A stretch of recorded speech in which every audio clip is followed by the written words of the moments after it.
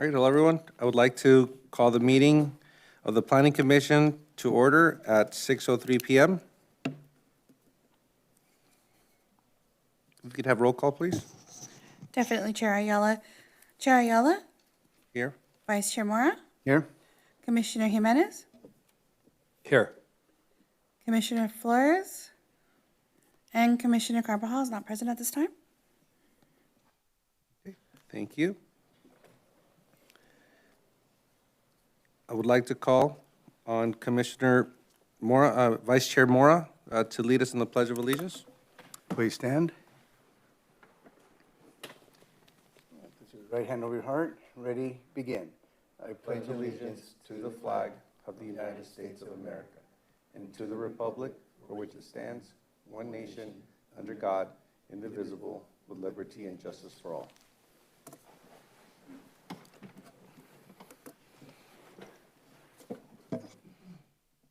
Ex parte communications. This section is intended to allow all officials the opportunity to reveal any disclosure regarding site visits or ex parte communications about public hearings. Are there any ex parte communications? Tonight, Mr. Chair. None? None for myself as well.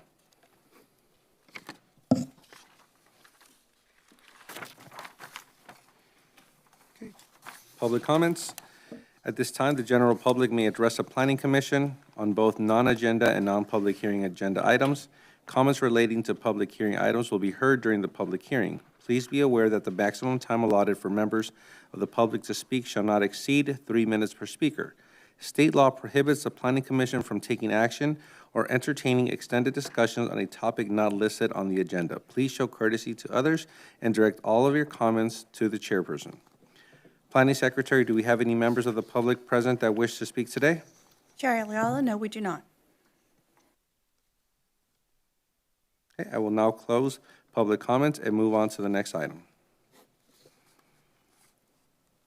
Staff communications on items of community interest. We don't have any items to share tonight. Thank you. All right. We'll move on to the Planning Commission agenda, public hearing. Consider the proposed zone text amendment to amend section 155.003 definitions and add section 155.656.1 temporary truck trailer chassis or container storage within Title 15 Land Use, Chapter 155 Zoning of the Santa Fe Springs Municipal Code. I would like to call upon Acting Director of Planning, Kwang Gwen, to provide a presentation regarding item number 1.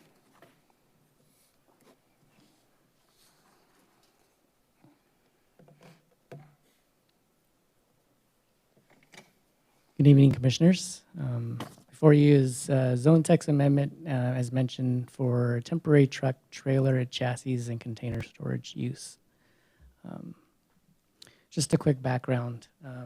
In the last few years, staff has seen an increase in the number of inquiries relating to temporary trucks, storage, as well as containers and trailers. You may also find that, along state-owned properties, this use is actually already occurring. We don't currently allow them in Santa Fe Springs unless they meet certain criterias and also obtain a CUP. Additionally, you may notice that since COVID, there's been congestions and operational challenges at the local ports. This will help alleviate those challenges. And lastly, in the city, we have seen an uptick in terms of unauthorized storage of activities related to trucks and trailers. So this will provide essentially a temporary permit and also help allow these uses to exist and exist in a manner that will not be impactful to neighboring properties. So the zone text amendment before you today would basically, as mentioned, allow for temporary storage of trucks, trailers, and chassis or containers, and specifically on underutilized industrial areas that meet certain criteria. I'll go over some of those criteria in the next few slides. It aims to essentially facilitate some sort of interim use while allowing the owners to pursue a permanent use. It's bridging the gap, if you will, between a vacant lot and a fully developed lot or a permanent use of the site. So the proposed amendments will be to two separate sections of the municipal code. The first section is 155.003, which is the definitions section of the code. We are adding 3 new definitions that are pertinent to this proposed zone text amendment. The 3 definitions, I won't go over them specifically, but they are containers, chassis, and truck trailers. And just visually, as you can see, these are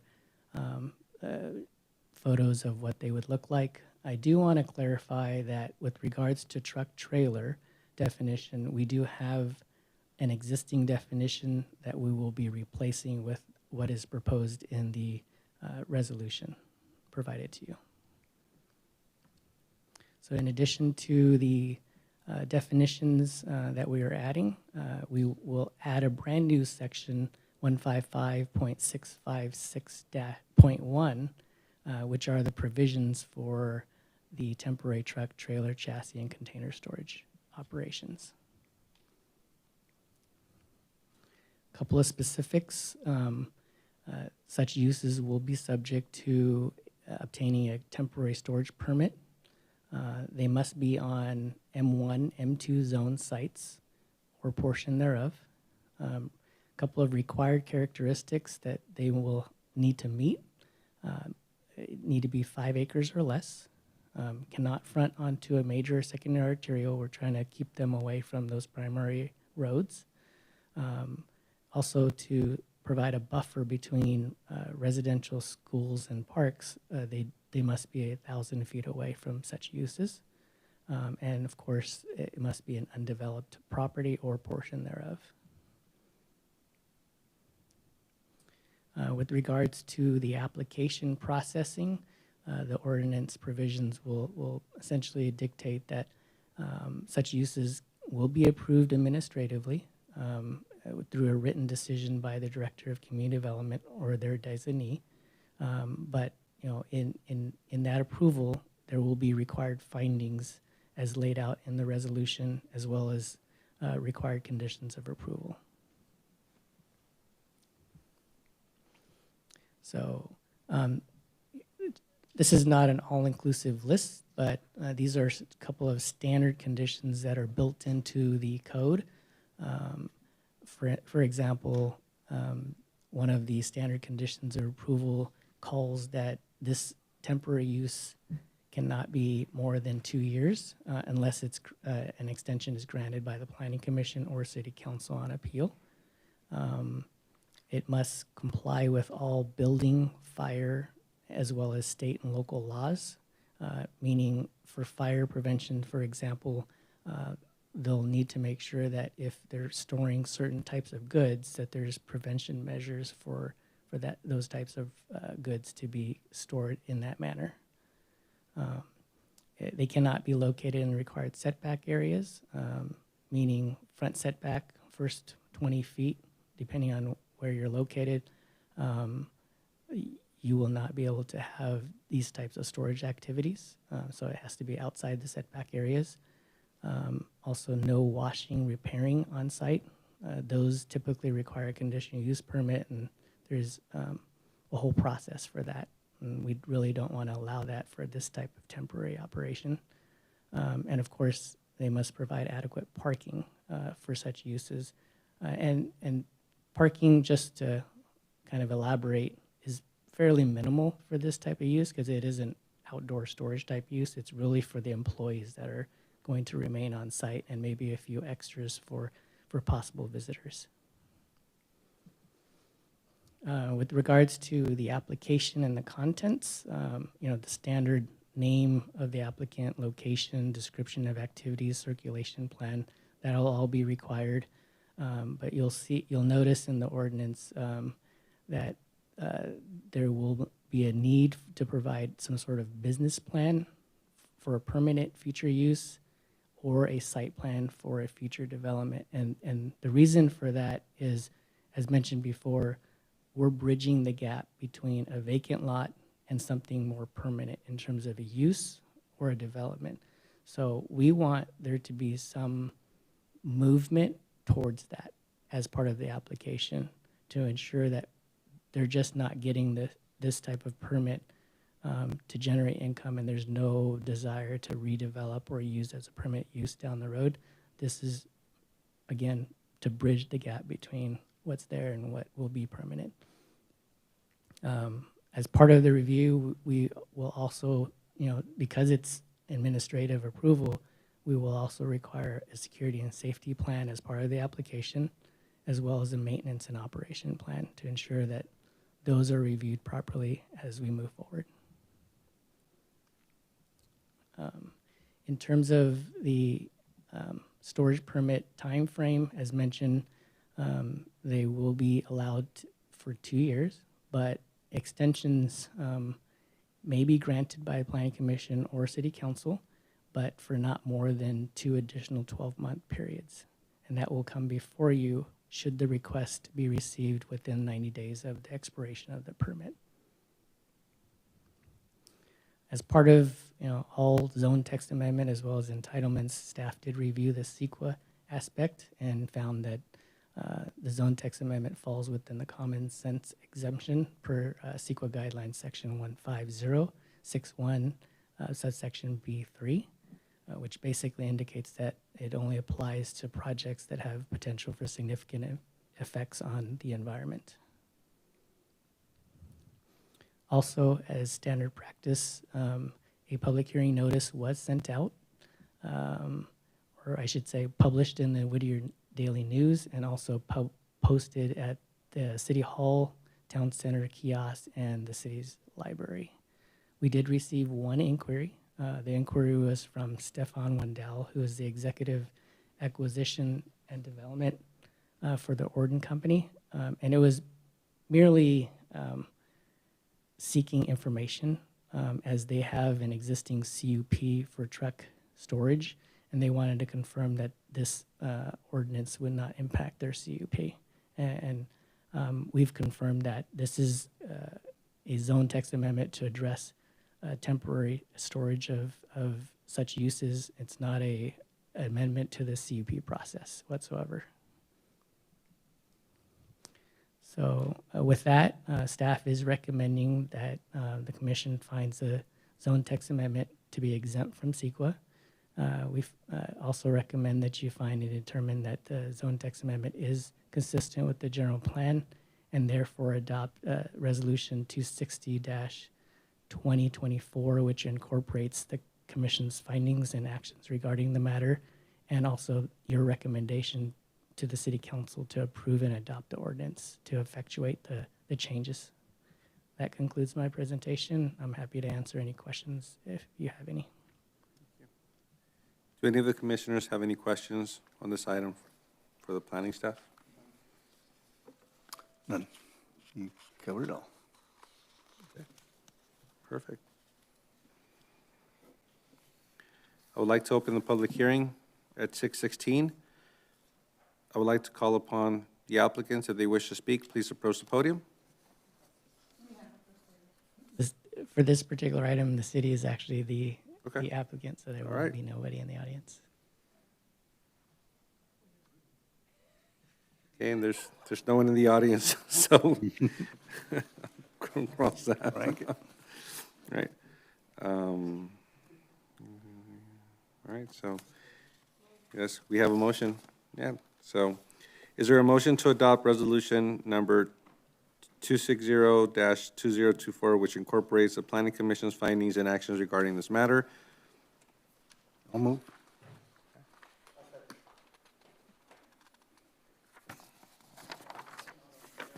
I do apologize, Commissioners. Who moved?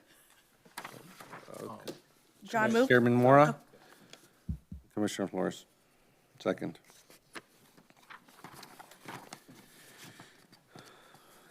Planning Secretary, can we have a roll call vote, please? Stephanie Chariella, Aye. Vice Chair Mora, Aye. Commissioner Jimenez, Aye. Commissioner Flores, Aye. Commissioner Carbajal, I'm going to have you abstain because you were not present for the presentation. Okay.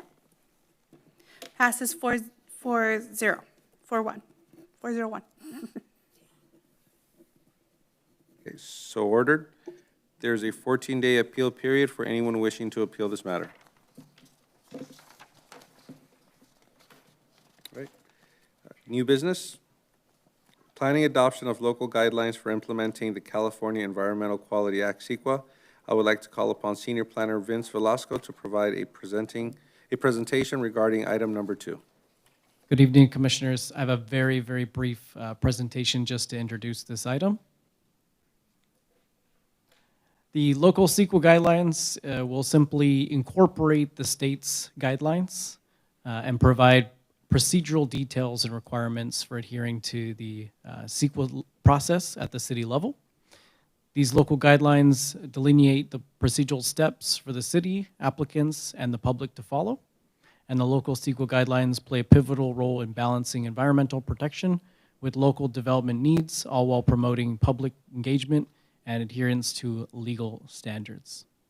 And with that, staff recommends that the Planning Commission find and determine that this project is category exempt pursuant to Section 15308, Class 8, and adopt Resolution number 261-2024. And the Planning Commission's recommendations will then be forwarded to the City Council for their consideration at a subsequent meeting. If you have any questions, myself or City Attorney Christy Smith can help answer those for you. Thank you. Thank you, Vince. Do any of the commissioners have any questions on this item for the planning staff? None.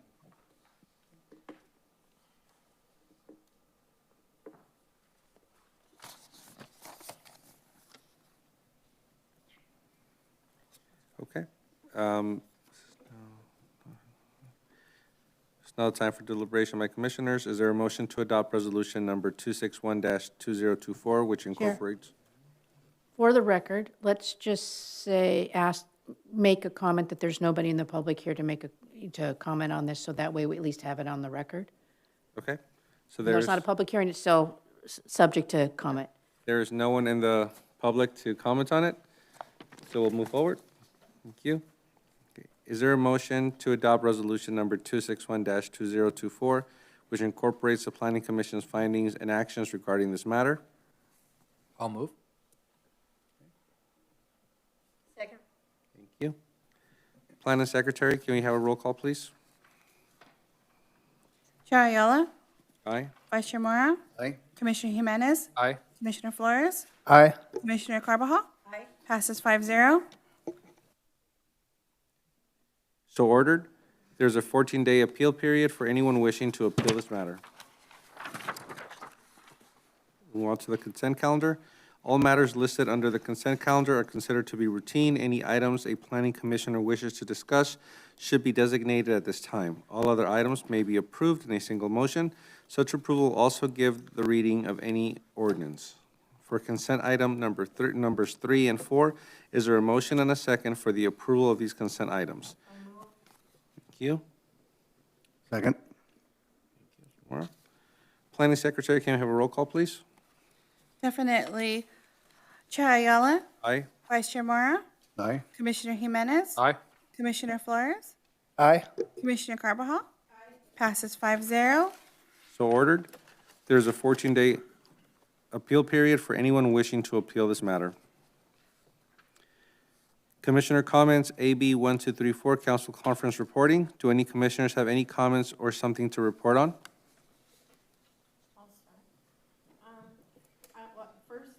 I'm sorry. I want to apologize for my being late. I was running from one meeting to the next. Art Fest, April 25th and 26th is coming up. In a couple weeks, it's going to be really great this year at Heritage Park. And we expanded, one of the things is the lowrider portion. There's 18 cars, all different though types, so that's a cool thing. And of course, no colors and things like that.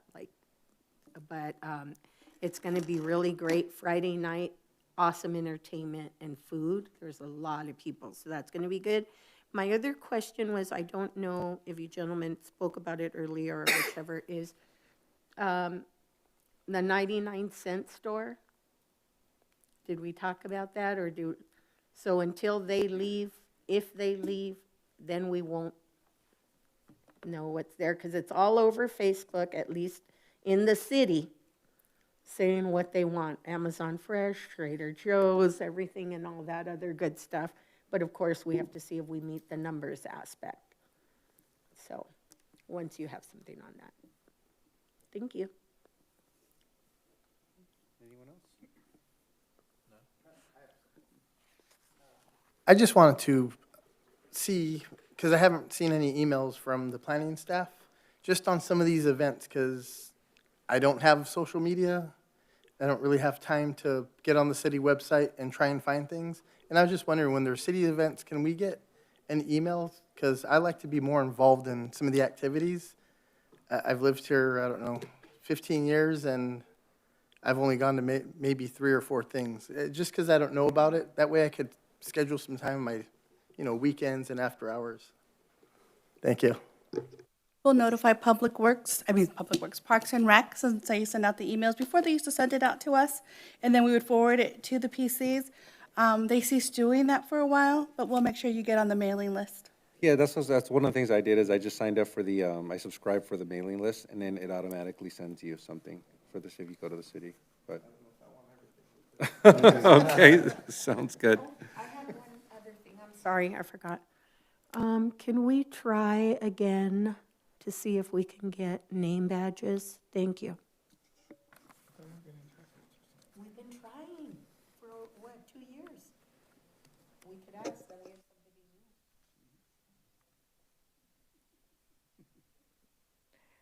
I'll look into that and report back to you. That'd be nice. Downey and Whittier have them, so does Norwalk. They have jackets.